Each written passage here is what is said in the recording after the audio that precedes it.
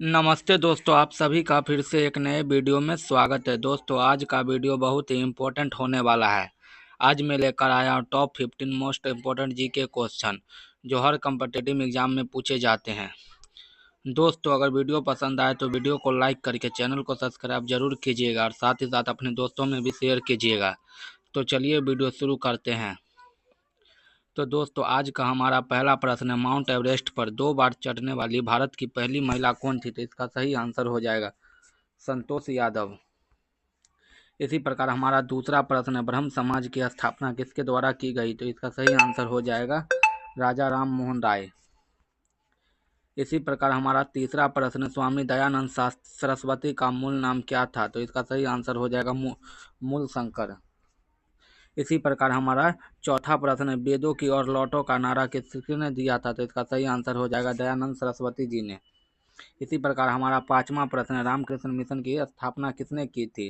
तो दोस्तों, इसका सही आंसर हो जाएगा स्वामी विवेकानंद जी ने। इसी प्रकार हमारा छठा प्रश्न है, वास्को डी गामा भारत कब आए थे? तो इसका सही आंसर हो जाएगा 1498 ईस्वी। इसी प्रकार हमारा सातवां प्रश्न है, वास्को डी गामा कहाँ का रहने वाला था? तो इसका सही आंसर हो जाएगा पुर्तगाल। इसी प्रकार हमारा आठवां प्रश्न है, हवा महल कहाँ स्थित है? तो इसका सही आंसर हो जाएगा जयपुर। इसी प्रकार हमारा नौवां प्रश्न है, सिख धर्म का संस्थापक किस सिख गुरु को माना जाता है? तो इसका सही आंसर हो जाएगा गुरु गोविंद सिंह जी को। इसी प्रकार हमारा 10वां प्रश्न है, सिखों का प्रमुख त्यौहार कौन सा है? तो इसका सही आंसर हो जाएगा बैसाखी। इसी प्रकार हमारा 11वां प्रश्न है, लौह पुरुष किस महापुरुष को कहा जाता है? तो इसका सही आंसर हो जाएगा सरदार पटेल को। इसी प्रकार हमारा 12वां प्रश्न, नेताजी किस महापुरुष को कहा जाता है? तो इसका सही आंसर हो जाएगा सुभाष चंद्र बोस जी को। इसी प्रकार हमारा 13वां प्रश्न है, दिल्ली स्थित लाल बहादुर शास्त्री की समाधि का क्या नाम है? तो इसका सही आंसर है विजय घाट। जी हाँ दोस्तों, विजय घाट लाल बहादुर शास्त्री जी के समाधि का नाम है। इसी प्रकार हमारा 14वां प्रश्न है, महाभारत के रचयिता कौन है? तो इसका सही आंसर हो जाएगा महर्षि वेदव्यास जी।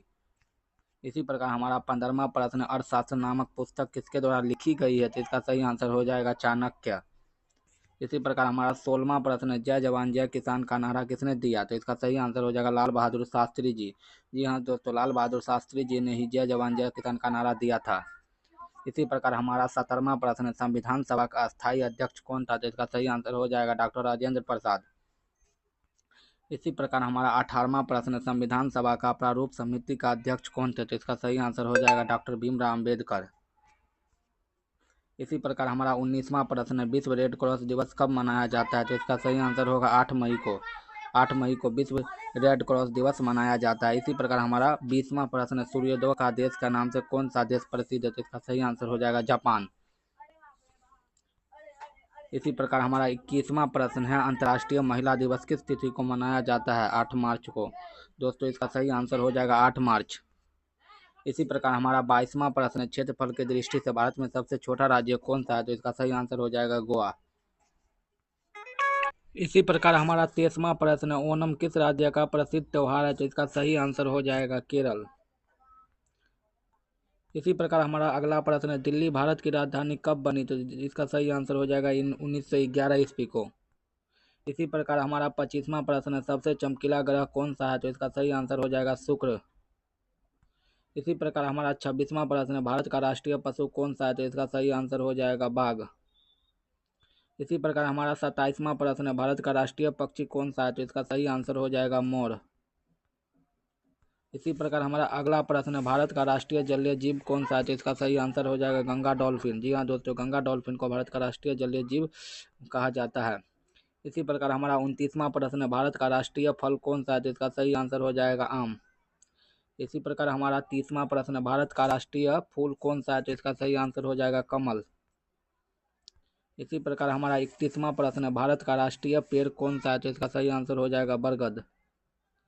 इसी प्रकार हमारा 32वां प्रश्न है, भारत का राष्ट्रीय खेल कौन सा है? तो इसका सही आंसर हो जाएगा हॉकी। इसी प्रकार हमारा अगला प्रश्न है, भारत के राष्ट्रीय झंडे की लंबाई और चौड़ाई में अनुपात कितना होता है? तो इसका सही आंसर हो जाएगा 3:2। जी हाँ दोस्तों, भारत के झंडे की लंबाई और चौड़ाई का अनुपात 3:2 होता है। इसी प्रकार हमारा अगला प्रश्न है, भारत का राष्ट्रीय गान किसने लिखा है? तो इसका सही आंसर हो जाएगा रविंद्रनाथ टैगोर जी ने। इसी प्रकार हमारा अगला प्रश्न है, भारत का राष्ट्रीय राष्ट्रीय गीत कौन सा है? तो इसका सही आंसर हो जाएगा वंदे मातरम।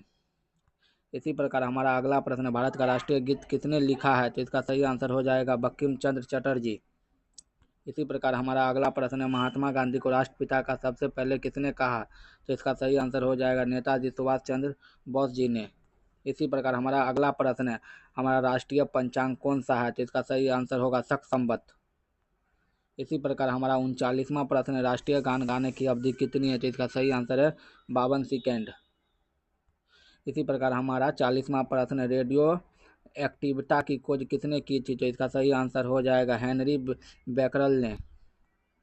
इसी प्रकार हमारा 41वां प्रश्न है, पेस मेकर का संबंध शरीर के किस अंग से है? तो इसका सही आंसर हो जाएगा हृदय। इसी प्रकार हमारा 42वां प्रश्न है, मानव शरीर की किस ग्रंथि को मास्टर ग्रंथि कहा जाता है? तो इसका सही आंसर हो जाएगा पीयूष ग्रंथि। इसी प्रकार हमारा अगला प्रश्न है, कार्बन का सर्वाधिक शुद्ध रूप कौन सा है? तो इसका सही आंसर हो जाएगा हीरा। इसी प्रकार हमारा 44वां प्रश्न है, एक्सरे का आविष्कार किसने किया था? तो इसका सही आंसर हो जाएगा रांटजन।